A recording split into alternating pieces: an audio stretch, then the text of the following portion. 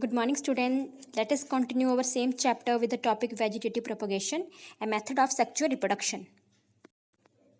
Vegetative propagation.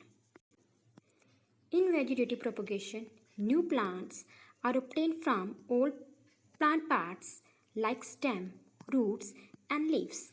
It is also of three types. First one is cutting, second one is layering, and third one is grafting. Let us learn about cutting. In cutting, a piece of stem, root, or leaf is taken from the parent plant and buried in the moist soil, which develop into new plants. It is practiced in grapes, rose, etc. Here we cut a piece of stem and buried it under the soil by keeping few nodes above. After some time, these nodes develop into the new plant. Similarly, case happen with the roots. If we cut the root of the plant and buried it under the soil, the root system develops later on into shoot system. So in this way, root, stem and leaf of the plant, when grown under the soil, is developed into the new plant.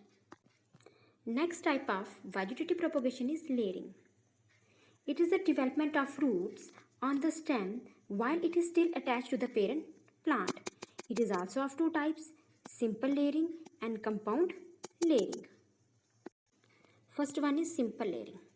In simple layering, branch of the plant bent to the ground and covered with the soil.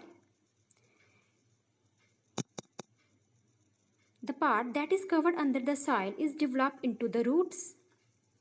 After some time, the laid plant gets cut off from the parent plant and produces into the new young plant.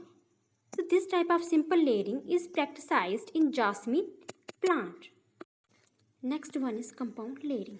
In compound layering, flexible branch of a plant is covered alternately with the soil at several places and expose the entire length. New shoots are developed from the exposed portion.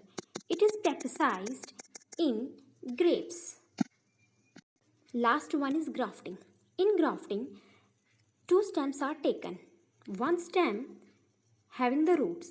This is the one stem that is having the root is known as stalk, and the other stem that don't have the roots is called skein. These both stems are tied together like this to form a composite form.